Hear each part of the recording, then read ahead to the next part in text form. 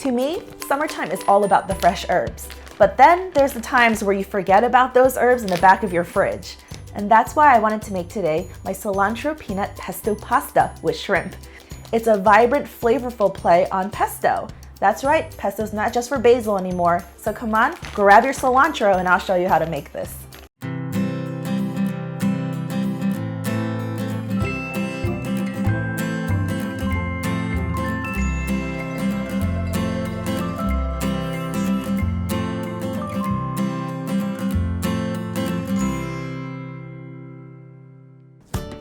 You know, this recipe is gonna be a hit or miss for some of you because some of you love cilantro, some of you don't. Some of you like peanuts, some of you guys have allergies, but I'm sorry because this is what I have on hand and that's why I'm making this. And believe you me, it's so worth it if you love these ingredients. So what you're gonna need for the cilantro peanut pesto is cilantro, spaghetti, ginger, shrimp, garlic, limes, peanuts, sesame oil, salt, pepper, soy sauce, crushed red pepper flakes, brown sugar, and vegetable oil. The best part of this recipe is that you just blitz everything up in the food processor. I have 1 clove of garlic, but I'm gonna coarsely chop it because I have a huge food processor and sometimes it just gets stuck on the blades and just spins around and around. And then I have about 3/4 of an inch to an inch piece of knobby ginger. And I'm using a thin spoon to just help myself out and peel off the peel. This way you get the minimal amount of waste. And I'm gonna give this a coarse chop too. This is 1/3 cup of roasted salted peanuts. They could be unsalted too. And I'm just gonna grind them up first. So what I'm gonna do is I'm gonna leave most of them in the food processor, but I'm gonna pour out just a chunk full so that I can use it for topping at the end. This is kind of like what you would consider the pine nut part of a traditional pesto. Now, if you're allergic to peanuts but not to other nuts, can you substitute? Sure, go ahead. Use whatever you want. Now I'm gonna add my garlic and ginger to my peanuts. A 1/2 teaspoon of crushed red pepper flakes for a little spice. The ginger adds warmth and this adds heat. And I'm also gonna do the zest as well as the juice of 1 lime. If my lime is not that juicy or it's a little small, then I might have to up it to more than 1 lime. I'm just gonna aim for about 2 tablespoons of lime juice. Just gonna measure it out into this bowl to make sure I have 2 tablespoons. So in goes the zest and hopefully 2 tablespoons of juice. 1. Oh, just barely. All right. I'm gonna be cheap with my limes. I'll just do 1 lime, but you could do a little bit more. You have to balance out that citrus with some sugar. So this is 2 teaspoons of brown sugar and 2 tablespoons of vegetable oil because you need a little bit of oil to bind everything together. Now I'm just gonna try to pulse this together to get it going and then I'm gonna add my cilantro. Usually when I get home from the store, I immediately wash and spin dry my herbs. So I'll just wash it well and I put it through a salad spinner. And some of it's starting, honestly, to go a little bad because I couldn't use it in time, starting to turn a little wilted and brown. If your cilantro bunch is not that big, then you can use 2. I'm actually gonna use stems and all because the stems are totally soft and edible. That's the thing about cilantro. You can eat it and it has just as much flavor. So why not use it? Don't waste it. And look at this. This is like obnoxious. And I'm just gonna use it all.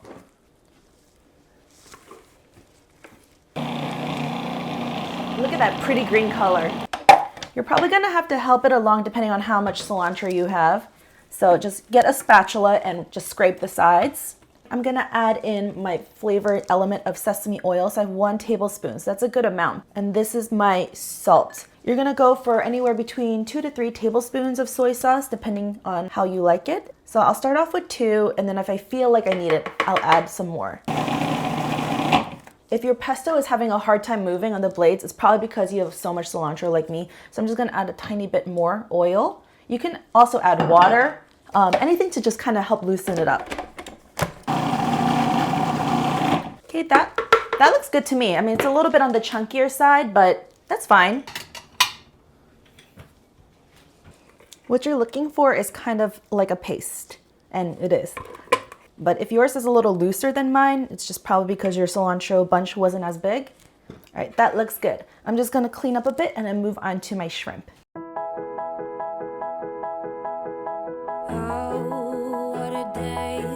The shrimp is not really that important to this recipe because it's interchangeable with any other protein you want, or you can leave it vegetarian. I've done that too, but I'm gonna just add it for some flair. I have some bamboo skewers that's been soaking in a pan of water, and I just let it soak for at least 30 minutes so that way it won't burn on the grill. And then I have some shrimp here, size 21 to 25, so it's just larger shrimp. Just gonna do enough for Joe and me to eat. A sprinkle of salt. Seafood does have a salty taste on its own, so I'm just gonna add a little bit. And some pepper. And now this is kind of a trick that I picked up. All you do is just massage it. And when you massage shrimp in a little bit of salt, you're kind of making it taste more like it should be, like it's from the ocean. It turns a little bit more plump, a little more sweet, a little more juicy. When you skewer shrimp on kebabs, it just makes it easier to turn all at once. So you don't have to worry about flipping little individual pieces, worrying about it getting super stuck to the grill. I haven't decided if I'm gonna plate it on the skewer or off. We'll see. Okay, gonna wash up and pop my spaghetti into the pot. Meet you at the grill.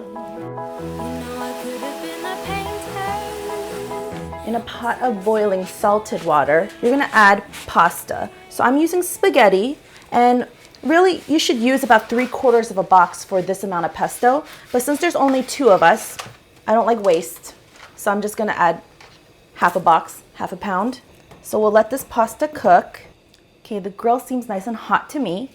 So just gonna place your soaked skewer shrimp.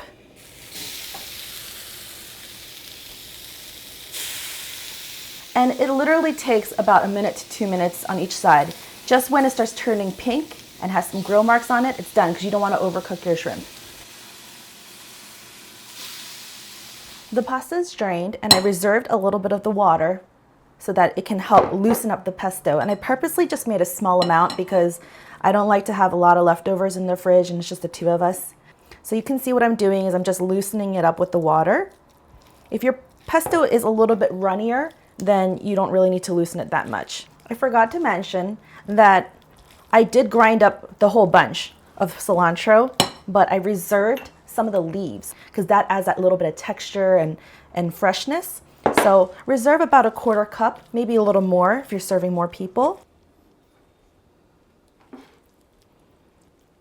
I mean, come on, doesn't that look like classic pesto pasta? I'm gonna just garnish with some leftover peanuts, some sprigs of cilantro, a kebab of shrimp, and a couple of lime wedges. Now, I think that looks super festive. It was so easy to put together. My kitchen isn't even hot at all, and it was no stress. Time to eat. Why don't you try squeezing a little lime on it first? I like that last burst of freshness on top. So I like to serve it with a little bit of a lime wedge on purpose. What do you think? It's delicious. I think that last squirt of lime really does it too. It brings it out more. Brings out the flavor. I mean, the thing I like the most about any pesto is how fresh it tastes. It doesn't have such a strong cilantro flavor. It's just kind of a flavor that you're not really sure what you're eating. It definitely has an Asian quality to it. It's well balanced with the heat of the ginger and the red pepper flakes, the squirt of the lime, and obviously the fragrance of the cilantro. You gonna try shrimp? Perfect. Juicy and a hint of the taste of the grill. I think it pairs well together. For substitutions, because this pesto has an Asian flair to it, you can always substitute by using rice noodles like vermicelli noodles or just even pad thai noodles. You can also not put it on noodles at all and use it kind of like you would with a chimichurri over some steak, like a sauce. Anytime you want to get rid of some of those herbs that are just wasting away in your fridge, don't throw them out. Make this delicious pesto and you'll really be happy. So I hope you enjoyed watching this, and remember to stay tuned and check out our behind the scenes. We'll leave a link for you. You can see the making of this episode. So I hope you enjoyed this, and if you did, please let us know by pushing like, leave a comment down below, and subscribe to our channel. Thanks so much for watching. We'll see you next time. Bye. Bye.